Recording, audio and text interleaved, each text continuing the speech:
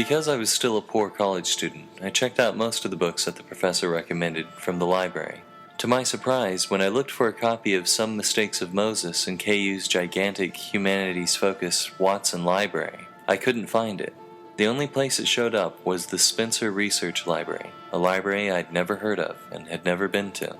When I arrived at Spencer Library, it was, unlike Watson, completely empty of visitors other than myself.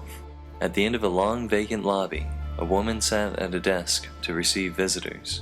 After having me fill out a card with the catalog number of Some Mistakes of Moses, she told me to have a seat in the reading room and that the librarian would bring it to me. After about 5 minutes, a tall, kindly man in his 60s arrived with my book and gently set it down on the reading stand in front of me.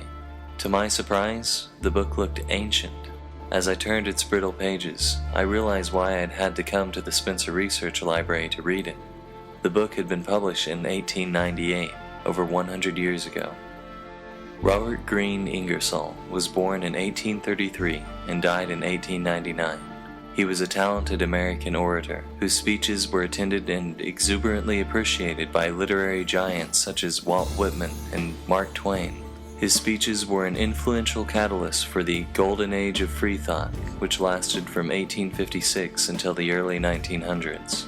Despite his cognitive and linguistic assets as a leader, his radical views against religion and slavery and for the rights of women effectively prevented him from holding a public office higher than Attorney General. As I opened the book and began reading, I was overwhelmed and surprised by its positive and ambitious aspirations. I want to do what little I can to make my country truly free, to broaden the intellectual horizon of our people, to destroy the prejudices of ignorance and fear, to do away with the blind worship of the ignoble past, with the idea that all the good and great are dead, and that the living are totally depraved, that all pleasures are sins, that sighs and groans are alone pleasing to God, that thought is dangerous, that intellectual courage is a crime, that cowardice is a virtue, that a certain belief is necessary to secure salvation.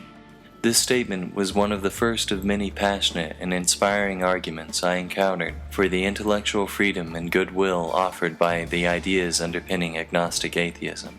As I read on, I saw that Ingersoll also wanted clergy to be able to think freely and not be constrained by their congregations. I am a great friend to the clergy, in spite of all they may say against me. I am going to do them a great and lasting service. The pulpit should not be a pillory. Much of the book contained intuitive observations about the absurdities in the Bible that often go unquestioned and unaddressed by Christians. One such absurdity that particularly bothered Ingersoll was the idea that God himself regularly created something out of nothing, which revealed a hypocrisy in Christian apologetics, since Christians so often criticize atheists for claiming something came from nothing. Another passionate criticism Ingersoll had of Christian culture was the idea that a single belief would be the difference between a person's salvation or damnation. He illustrated the absurdity of this idea with a commentary on Genesis that he called the rib story, where God created Eve since Adam could find no helper among the animals that he could appreciate. And finding that Adam was so particular, God had to make him a helper. And having used up all the nothing, he was compelled to take part of a man to make the woman with. And he took from the man a rib. Now we can imagine God with a bone in his hand, and about to start a woman, trying to make up his mind whether it should be a blonde or a brunette. Right here, it is only proper that I should warn you of the consequences of laughing at any story in the Holy Bible. When you come to die, your laughing at this story will be a thorn in your pillow. As you look back on the record of your life, no matter how many men you have wrecked and ruined, and no matter how many women you have deceived and deserted, all that may be forgiven you. But if you recollect that you laughed at God's book, you will see through the shadows of death the leering looks of fiends and forked tongues of devils. Let me show you how it will be. For instance, let's say it is the day of judgment. When a man is called up by the recording secretary, or whoever does the cross-examining, he says to his soul, "Where are you from?" "I'm from the world." "What kind of man were you?" "Well, I was a good fellow. I loved my wife. I loved my children. My home was my heaven. My fireside was my paradise. To sit there and see the lights and shadows falling on the faces of those I love, that to me was a perpetual joy. I never gave them one solitary moment of pain. I don't owe $1 in the world, and I left enough to pay my funeral expenses and take care of the ones I loved. That is what kind of man I was. Did you belong to a church? I did not. They were too narrow for me. They were always expecting to be happy simply because somebody else was being damned. Did you believe the rib story? What rib story? Oh, do you mean that Adam and Eve business? No, I did not. To tell you the God's truth, that was a little more than I could swallow. To hell with him! Next! Where do you come from? I'm from the world too. Do you belong to any church? Yes, sir, and to the Young Men's Christian Association. What is your business? Cashier in a bank. Did you ever run off with any of the money? I don't like to tell. Well, you have to. Yes, sir, I did. How much did you run off with? $100,000. Did you take anything else with you? Yes, sir, I took my neighbor's wife. Did you have a wife and children of your own? Yes, sir. And you deserted them? Oh, yes, but such was my confidence in God that I believed He would take care of them. Have you heard from them since? No, sir. Did you believe the rib story? Ah, bless your soul, yes, I believed it all, sir. I often used to be sorry that there were no harder stories to believe in the Bible, so that I could show what my faith could do. You believed it, did you? Yes, with all my heart. Give this man a harp. I simply wanted to show you how important it is to believe these stories. Of all the authors in the world, God hates critics the most. Sitting alone in the research library's reading room, I found myself trying to hold back uncontrollable laughter. This was the most compelling criticism of salvation by belief I had ever encountered. These were all ideas I had considered briefly and vaguely as a Christian.